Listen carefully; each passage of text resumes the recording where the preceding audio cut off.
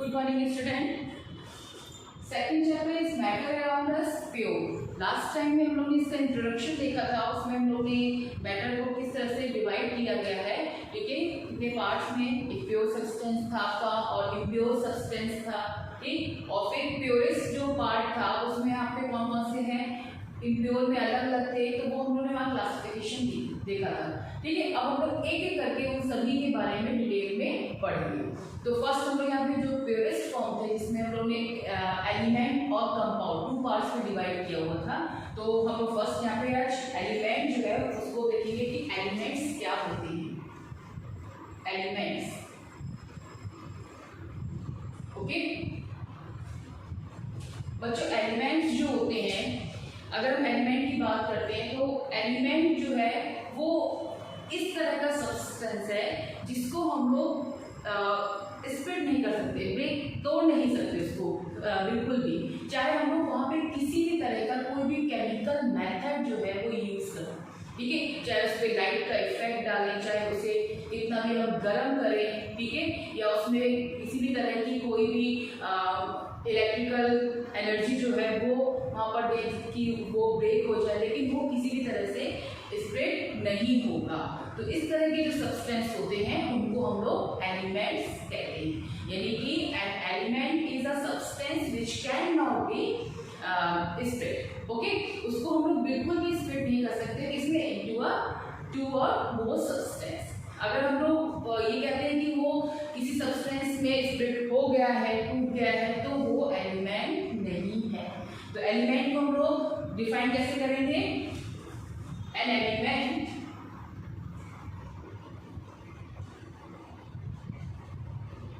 Is a substance, काफी important definition है जो कि बहुत ज्यादा आगे यूज होगी, ठीक है। मतलब डेफिनेशन एक तो आपके क्वेश्चन आंसर के बेस पर भी सीधा सीधा आपको डेफिनेशन पूछा जाएगा, साथ में बहुत सारे ऐसी चीजें आती हैं, आगे ऐसे पार्ट्स आएंगे जहाँ पे आपको पता होना चाहिए कि एलिमेंट जो है वो इस तरह का है, इसकी प्रॉपर्टी है, इसीलिए यहाँ पर इस तरह की रिएक्शन दे रहा है, ठीक है। An element is a substance which cannot be split up, इसमें into 2, ओके, 2 और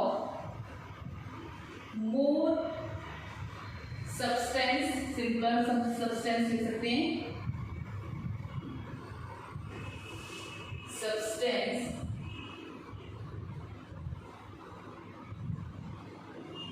बाय द किसका, कोई भी केमिकल मेथड से, ठीक है, बाय द यूजुअल लगा दिया जाए, usual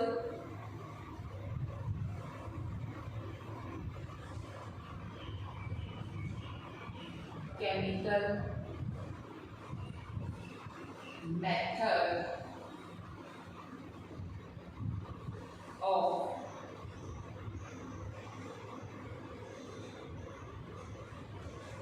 usual method of applying heat, light and electrical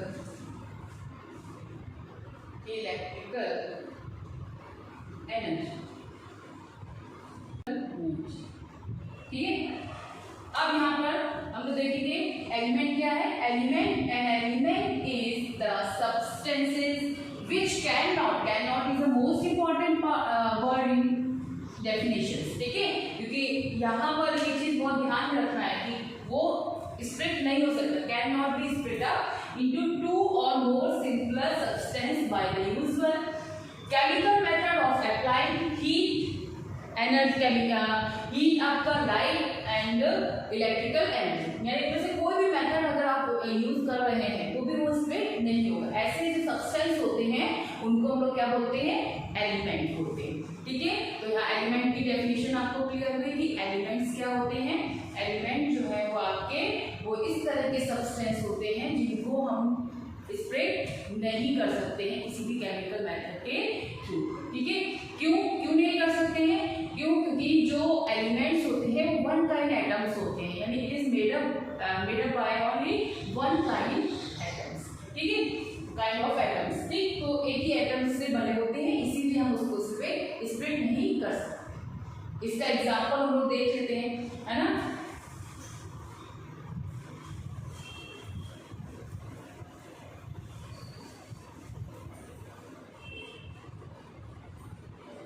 इसके एग्जाम्पल में जैसे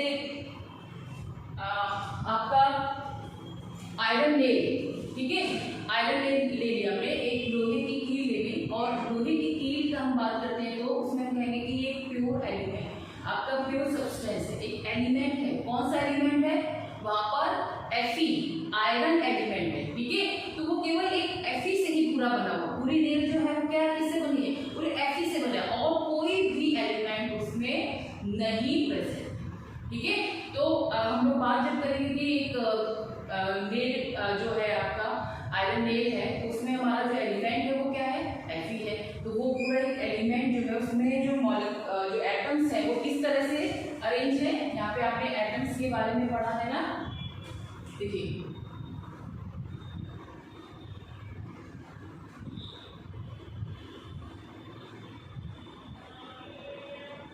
ये इस तरह से ये नेल है और उसमें एटम जो है वो अटैच है सारे।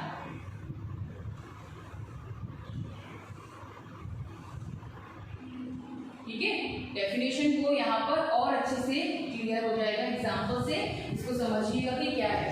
मान लीजिए एक आयरन नेल का पार्ट है और इसमें सभी जो एटम हैं वो किससे बने हुए हैं? लगे हुए यहाँ पर Fe। ठीक है, सब में Fe है, सभी Fe एटम्स। ठीक है, जो एटम है यहाँ पर वो क्या है? Fe।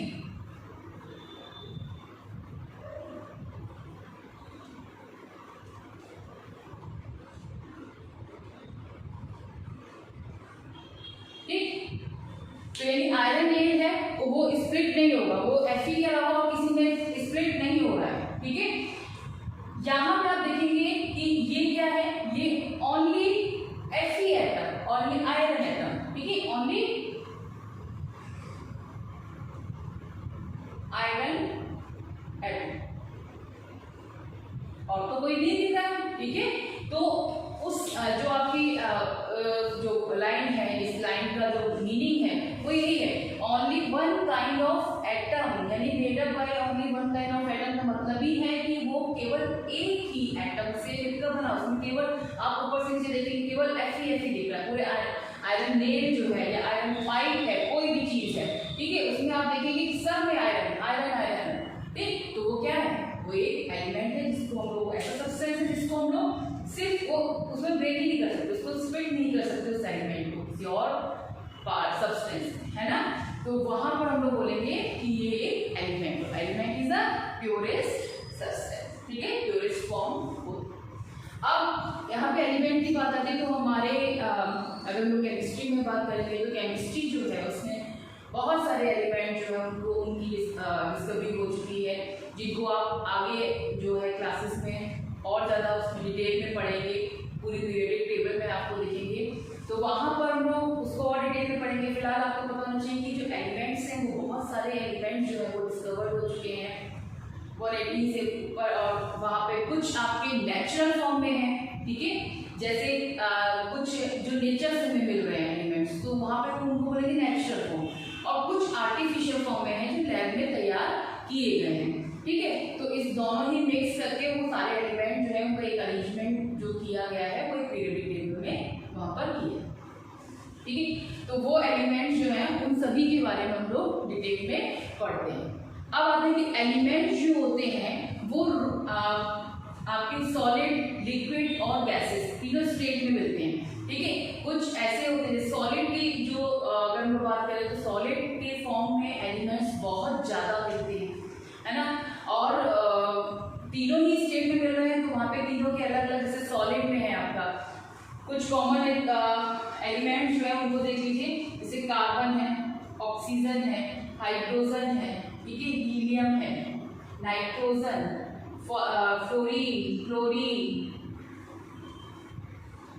ठीक, ब्रोमीन, ठीक, सोडियम, मैग्नीशियम, मर्करी, बहुत सारे जो आपके एलिमेंट्स हैं वो यहाँ पर प्रेजेंट है, ठीक है। अब इनमें कुछ एलिमेंट सॉलिड फॉर्म में हैं, सॉलिड स्टेट में मिलते हैं, कुछ लिक्विड फॉर्म में मिलते हैं, कुछ आपके गैसेस फॉर्म में मिलते हैं। तो जो सॉलिड में मिलता है, मतलब अगर हम रूम टेम्परेचर की बात करते हैं तो सॉलिड में मोस्टली बहुत सारे एलिमेंट जो होते हैं वो मिलते हैं।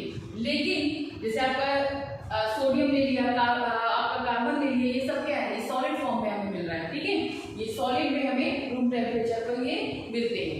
लेकिन कुछ एलिमेंट्स होते हैं जो लिक्विड में मिलते हैं। अब लिक्विड में बहुत ज्यादा नहीं मिलते हैं, ठीक है। लिक्विड में आपका ब्रोमीन और मरकरी रूम टेम्परेचर पर लिक्विड होते हैं। ये पॉइंट आप बहुत अच्छे से याद रखिएगा, बहुत पूछा जाता है, ठीक है। तो जो मरकरी होता है और ब्रोमीन, ये दोनों ही लिक्विड स्टेट में मिलते हैं। किस कहाँ पर, रूम टेम्परेचर, रूम टेम्परेचर, ठीक है। ये तो आपने देखा होगा थर्मामीटर वगैरह में, इसमें जो बिल्कुल बहुत शाइनिंग लिक्विड होता है वो मरकरी ही होता है, ठीक है। तो आप देखेंगे उसको लिक्विड फॉर्म में होता है, उसको फ्लो जो होता है ऊपर से नीचे किया जाता है, तभी हम लोग टेम्परेचर को काउंट करते हैं, ठीक है। तो वहाँ हम लोग देखेंगे तो ये रूम टेम्परेचर पर ये दोनों जो एलिमेंट्स होते हैं वो लिक्विड फॉर्म में मिलते हैं, ठीक है। इनके अलावा नहीं मिलता कोई।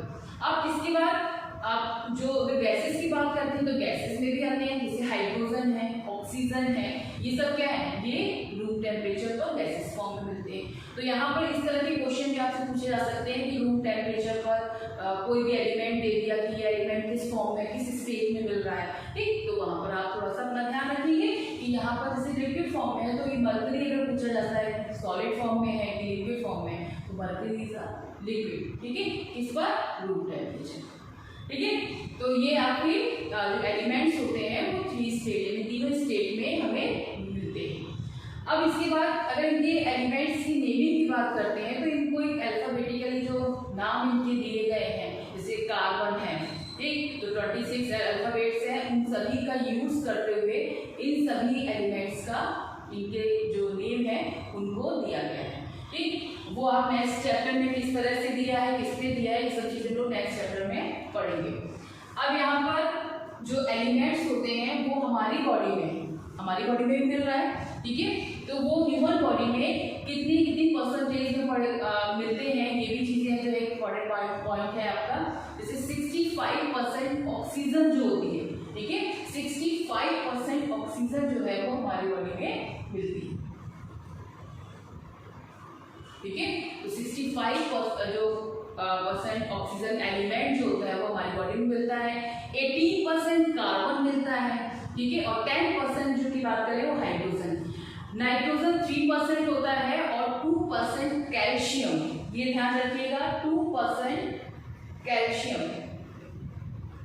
कैल्शियम का सिंबल Ca, कैपिटल C और A। ये नेक्स्ट चैप्टर में आपको पता चलेगा कि एलिमेंट को किस तरह से हमें लिखना है, ठीक है। तो वहां पे आप देखेंगे, ठीक। तो वहां पे हमारा ये 2% जो है वो कैल्शियम और 2% में जितने भी अदर एलिमेंट्स हैं, बहुत सारे एलिमेंट जो है वो हमारे जो यूजेबल हैं वो वहाँ पे मिलते हैं। सोडियम है, पोटेशियम है, ये सारी चीजें तो बॉडी में हमें वहाँ पर मिलती है, क्योंकि सारे एलिमेंट जो है वो हमारे उनमें से बहुत सारे एलिमेंट, सारे तो नहीं बोलेंगे, बहुत सारे एलिमेंट जो है वो हमारे लिए बहुत इंपॉर्टेंट है, हमारी हेल्थ के लिए, हमारी बॉडी के लिए बहुत ज़्यादा इंपॉर्टेंट है। तो वो हमारी बॉडी में कुछ जो वहाँ पर उनका कंट्रीब्यूशन है वो उस तरह से वहाँ पर मिलते हैं, ठीक है। तो ऑक्सीजन जो है वो 65% में, ध्यान रखिएगा। कैल्शियम भी हमारी बॉडी में मिलता है, ठीक, नाइट्रोजन भी मिलता है, परसेंटेज थोड़ा सा किसी का कम किसी का ज़्यादा, ठीक है।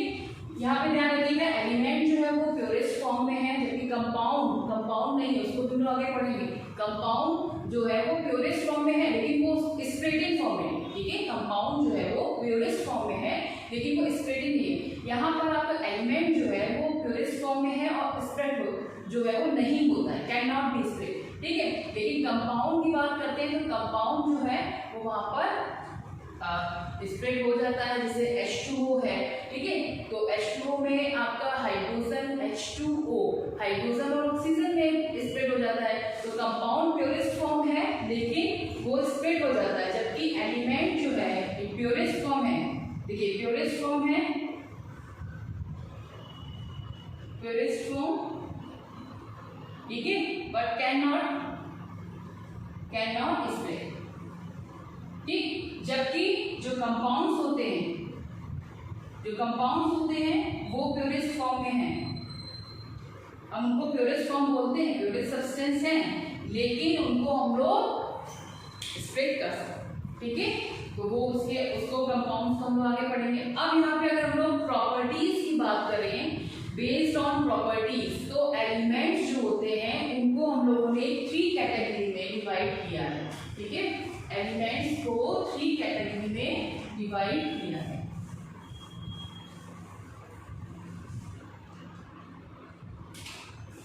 देखिए 3 कैटेगरी, फर्स्ट आपका